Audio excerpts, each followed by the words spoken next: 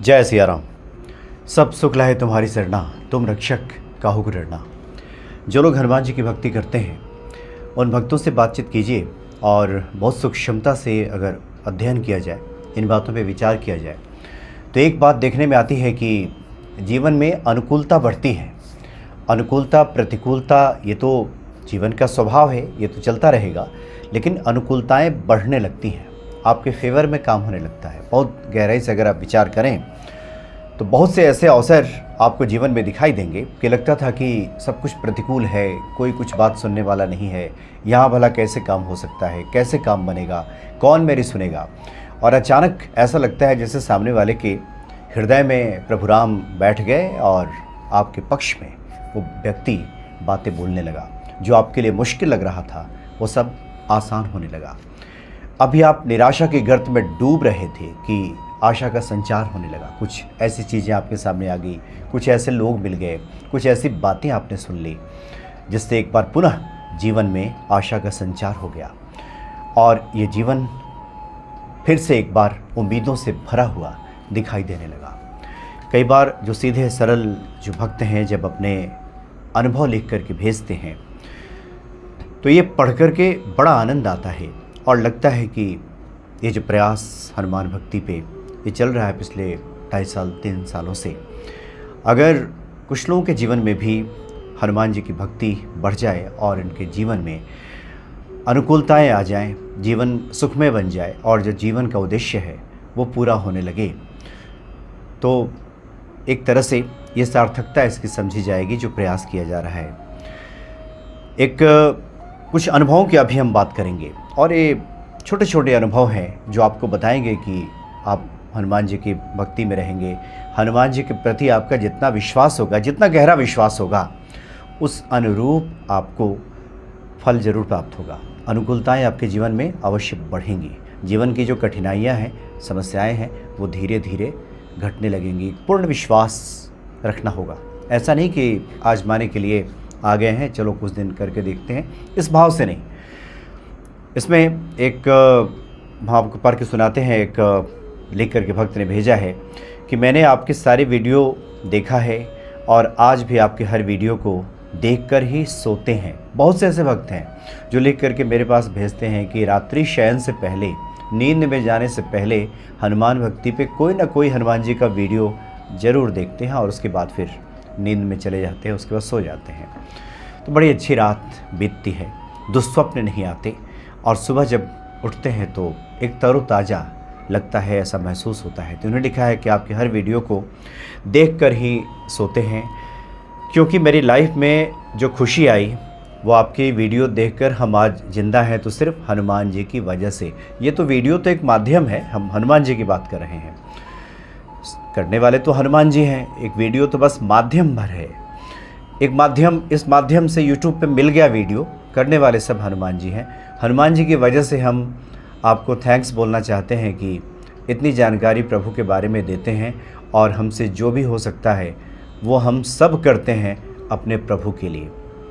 तो कितने सुंदर भाव हैं। इन्होंने आगे लिखा है कि यही संपुट लगा के, कौन सा संपुट लगा के, दरअसल एक वीडियो जो डाला गया था जिसमें ये बताया गया था कि अगर कवन सुकाज कठिन जग माही, जो नहीं होए तात तुम पाही। ये हनुमान जी से कहा जा रहा है कि हे हनुमान जी, संसार में ऐसा कौन सा कठिन कार्य है जो आप नहीं कर सकते?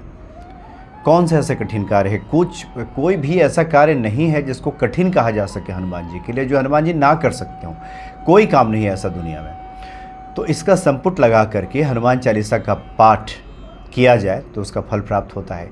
इसी के बारे में उन्होंने लिखा है कि यही संपुट लगा के हमने भी सुंदरकांड, इन्होंने सुंदरकांड का पाठ किया था, संपुट लगा करके का पाठ करते हैं और ये सच है कि मेरी भी इज्जत दांव पर लगी थी।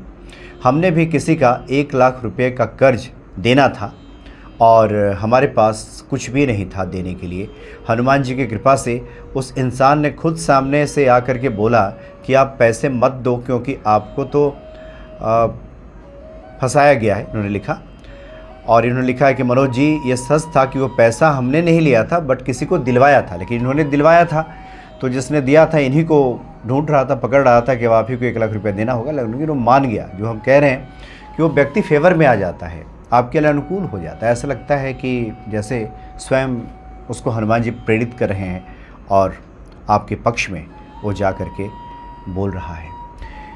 एक और भक्त ने लिखा कि जय Shri Ram Manoj Bhardwaj sir ji, thank you for your motivational video. आज मैं बड़ा लो फील कर रही थी। ये भी बहुत महत्वपूर्ण बात है। बहुत से लोग हमसे बताते हैं कि कई बार वो निराशा की गर्त में डूब रहे होते हैं। ऐसा लगता है जैसे जीवन की सभी उम्मीदें खत्म हो गई हैं, समाप्त हो गई हैं, और अचानक से कोई ऐसा वीडियो सामने आ जाता है। तो वही इन्होंने लिखा है कि मैं बड़ा लो फील कर रही थी, आपकी वीडियो देखकर मुझे बहुत अच्छा लगा। हनुमान जी पर विश्वास रखूँगी, हनुमान जी मुझे भी ठीक करेंगे। मैं भी आपके चैनल पर एक्सपीरियंस शेयर करूँगी।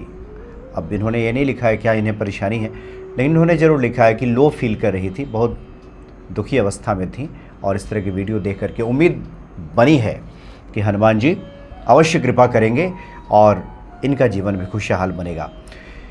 एक अनुभव हम आपको बताते हैं, ये लिख करके भेजा है, ये मांगी लाल धाकड़ इस आईडी से आया है। इन्होंने लिखा है कि जय श्री राम भाई साहब, मैं भी राम नाम की शक्ति का एक अनुभव आपके सामने शेयर करता हूँ। राम नाम की तो शक्ति है ही, इसकी क्या कहना। राम न सकहीं नाम गुण गाई, राम प्रभु स्वयं अपने नाम का गुणगान नहीं कर सकते। तो इन्होंने लिखा है कि मेरे गांव से 30 किलोमीटर दूर शनि मंदिर है, वहाँ मैंने एक मन्नत मांगी थी कि मेरा काम हो जाएगा तो मैं पैदल आपके दरबार में आऊँगा। शनि भगवान से इन्होंने कहा था, और आज संजोग की बात है कि आज भी शनिवार है जब हम ये अनुभव आप लोगों के साथ साझा कर रहे हैं। तो लिखा कि मेरा काम हो जाएगा तो मैं आपके दरबार में आऊँगा, लेकिन मेरे सामने एक समस्या इतनी बड़ी थी कि मैं 2 किलोमीटर तक पैदल नहीं चल पाता। मैं दूसरे दिन घर से निकला सिर्फ राम नाम का जप करते हुए, और मैं 30 किलोमीटर गया सिर्फ जुबान पर राम नाम का जप करते। यानी जो 2 किलोमीटर तक नहीं चल सकते थे पैदल, इन्होंने कह दिया कि हम 30 किलोमीटर दूर पैदल आएंगे, और राम राम कहते हुए वो 5 घंटे में मंदिर पहुंच गया, और मुझे लेश मात्र भी थकान महसूस नहीं हुआ। मुझे बहुत आश्चर्य हुआ कि मेरे घर वाले विश्वास ही नहीं करते रहे थे कि ये पैदल चले जाएंगे। तो राम नाम की इतनी शक्ति है। जैसा कि हमने शुरू में ही कहा कि भक्तों का अनुभव है कि छोटी छोटी बातों में इस तरह के आपको अनुभव देखने को मिलते हैं, और लगता है कि ये ईश्वरीय कृपा है। एक और व्यक्ति को हम जानते हैं जो हमारे परिचितों में से हैं।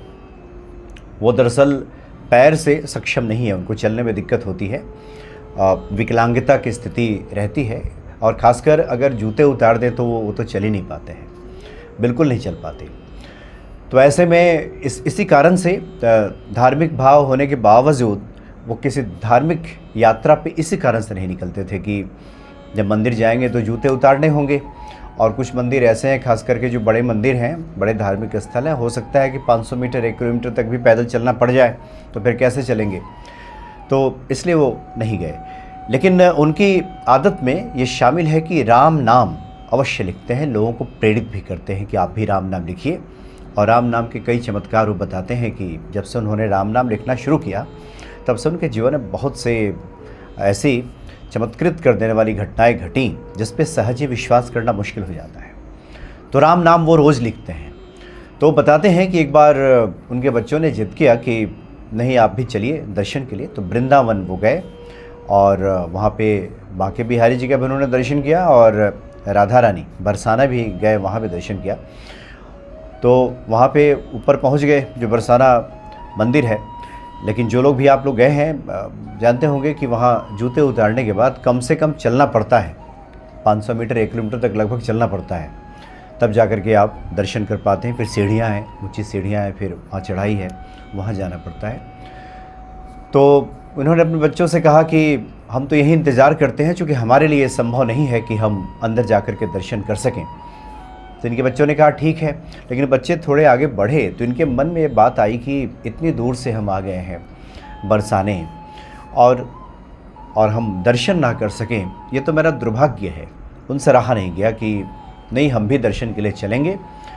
और मन ही मन प्रभु राम से उन्होंने प्रार्थना की कि हम दर्शन करना चाहते हैं और आप संजोग बना दें।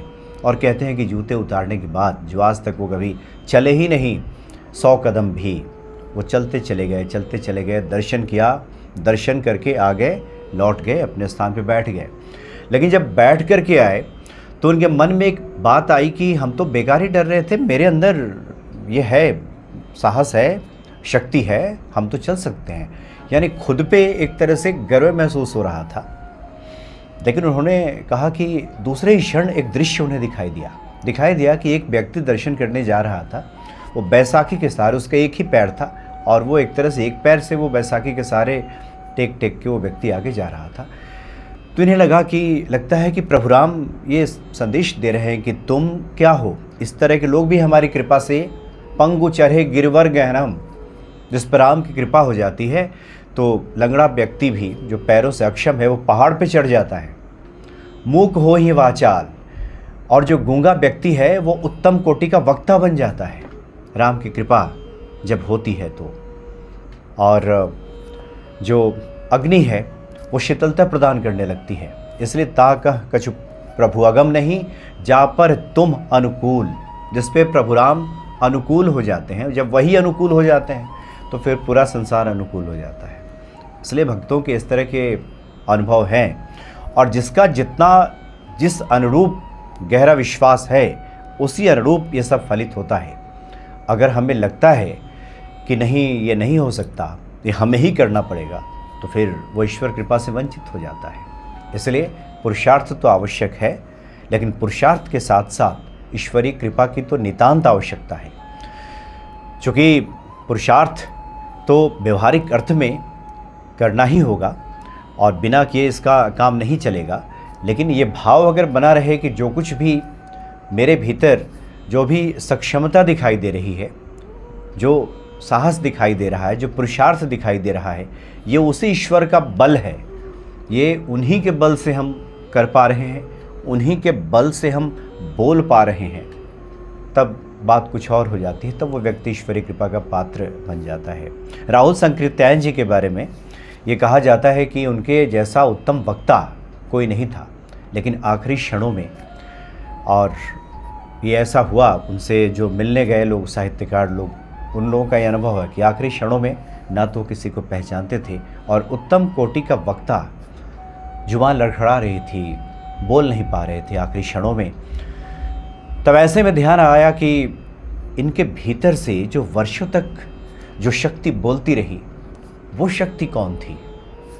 तो यही ईश्वरीय शक्ति है, जो किसी व्यक्ति के भीतर से जब कुछ कार्य कराती है तो उसका पुरुषार्थ चमकने लगता है, दुनिया जयकार करने लगती है। वो व्यक्ति जब कुछ बोलता है, वही ईश्वरीय शक्ति जब उसके भीतर से बोलती है तो उत्तम कोटि का वो वक्ता बन जाता है। और वही ईश्वरीय शक्ति जब मौन हो जाती है तो फिर वो व्यक्ति किसी काम का नहीं रहता, उसका पुरुषार्थ भी चूक जाता है, उसकी वाणी भी चूक जाती है। इसलिए बहुत महत्वपूर्ण है कि उस ईश्वरीय शक्ति के प्रति हम आभार व्यक्त करते रहें, उसके प्रति हम हमेशा इस भाव से भरे रहें कि उसी की कृपा से सब चल रहा है, सब संभव हो रहा है। तो उसके बाद उस ईश्वरीय कृपा के हम हमेशा ये पात्र बने रहेंगे। जय सिया राम।